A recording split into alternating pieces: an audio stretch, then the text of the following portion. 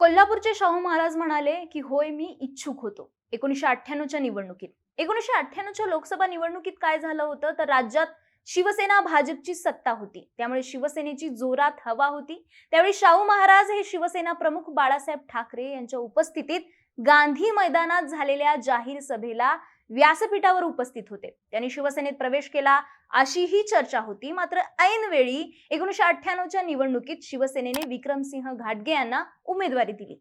त्यानंतर मात्र शाहू महाराजांनी राजकारणातून वनवास घेतल्याचं चित्र होतं. त्यानंतर अनेक सामाजिक कार्यात शाहू महाराज काम करत राहिले. अनेक सामाजिक प्रश्नांवर आपली भूमिका मांडत त्यांनी राजश्री शाहूंच्या पुरोगामी विचारांचा वारसा जिवंत ठेवला. सध्याच्या केंद्रातील भाजप सरकारच्या विरोधात देखील ते उघडपणे भूमिका घेत आहेत. मात्र या सर्व कालावधीत म्हणजेच राजकारणापासून लांब असताना शाहू महाराजांनी एका राजकीय नेत्याशी मात्र जिव्हाळ्याचे संबंध ठेवले होते आणि तो राजकीय नेता म्हणजे शरद पवार.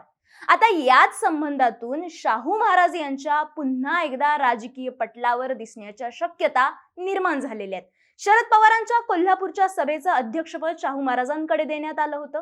त्यामुळे राष्ट्रवादीच्या शरद पवार गटाच्या मार्फत शाहू महाराज हे कोल्हापूर लोकसभा मतदारसंघात महाविकास आघाडीचे उमेदवार होऊ शकतात अशी चर्चा सुरू झाली आहे. स्वतः शाहू महाराजांनी स्पष्ट शब्दात ही शक्यता धुडकावून लावली नाहीये, म्हणजेच ते लोकसभेचे उमेदवार होण्याची शक्यता आहे. त्यामुळे शाहू महाराज यांच्या उमेदवारीनंतर कोल्हापूर लोकसभेच्या जागेचं एकंदरीतच चित्र कसं राहील? शाहू महाराजांना उमेदवारी दिल्याने शरद पवार गट कोल्हापूरच्या राजकारणात पुन्हा जोरदार एंट्री करेल का? आणि महत्त्वाचं म्हणजे शाहू महाराजच महाविकास आघाडीसाठी कोल्हापूर लोकसभेचे परफेक्ट उमेदवार असू शकतात का? हे सर्व जाणून घेऊयात या व्हिडिओच्या माध्यमातून. नमस्कार, मी मोहिनी जाधव आणि तुम्ही पाहताय बोलभिडू. तर शाहू महाराज हे महाविकास आघाडीसाठी परफेक्ट चॉईस राहू शकतात. याचं एक महत्त्वाचं कारण आहे ते म्हणजे महाविकास आघाडीकडे असलेला तुल्यबळ उमेदवाराचा अभाव. आधी शिवसेनेत झालेली फूट आणि त्यानंतर अजित पवार यांचं बंड यामुळं कोल्हापूर जिल्ह्यात आणि लोकसभा मतदारसंघात भाजपची ताकद कित्येक पटीने वाढलेली आहे. विधानसभा निवडणुकीत एकही आमदार निवडून आणण्यात अपयश आलेल्या भाजपकडे आता महायुतीच्या माध्यमातून प्रकाश आंबेडकर, हसन मुश्रीफ, राजेश पाटील या 6 पैकी 3 आमदारांचं संख्याबळ आहे. धनंजय महाडिक यांना राज्यसभेवर घेऊन भाजपने महाडिक गटाला नवं बळच दिले.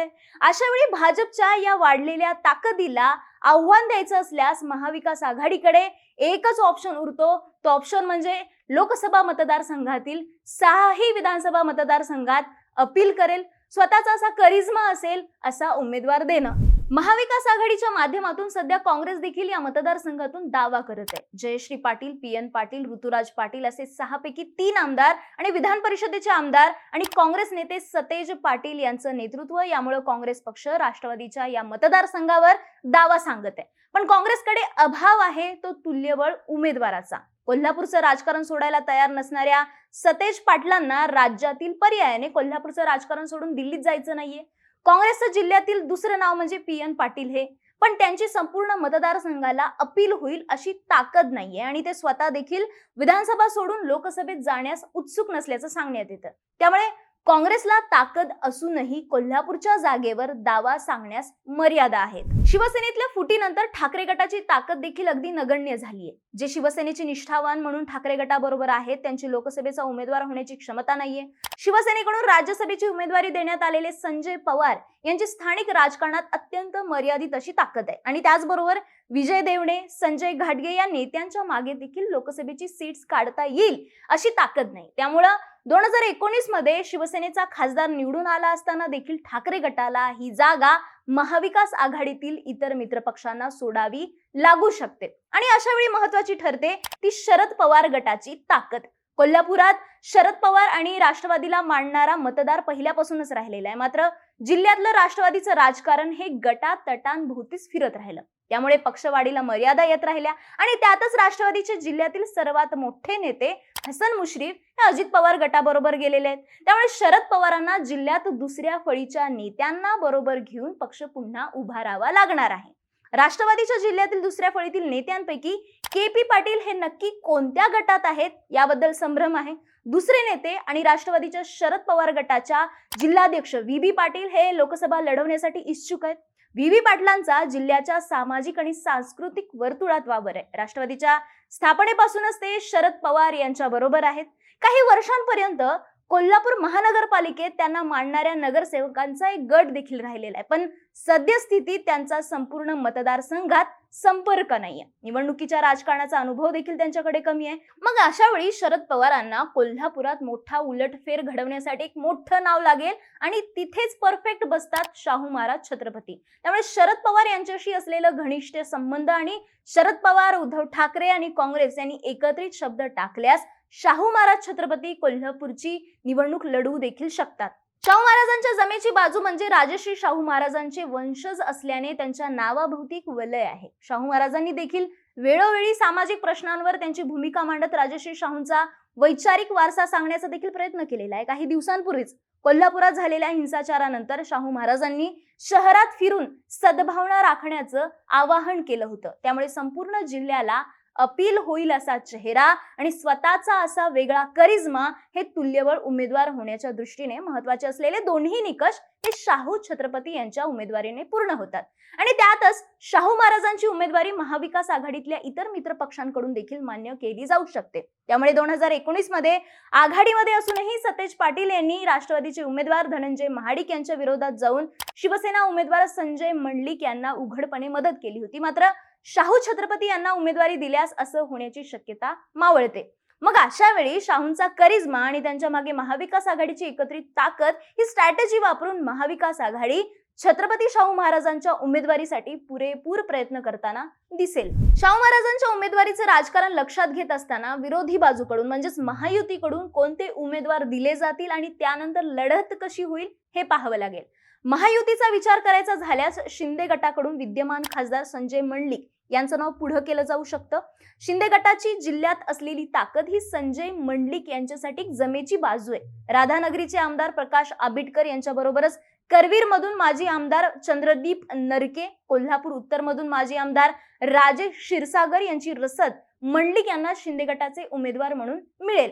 अजित पवार गटाचे कागलचे आमदार हसन मुश्रीफ आणि त्यांचे समर्थक आमदार राजेश पाटलांचा पाठिंबा मिळवताना देखील संजय मंडलिक यांना अडचण येण्याची शक्यता दिसून येत नाही. मग प्रश्न राहतो तो म्हणजे महाडिक गट मंडलिक गटाशी जुळून घेणार का?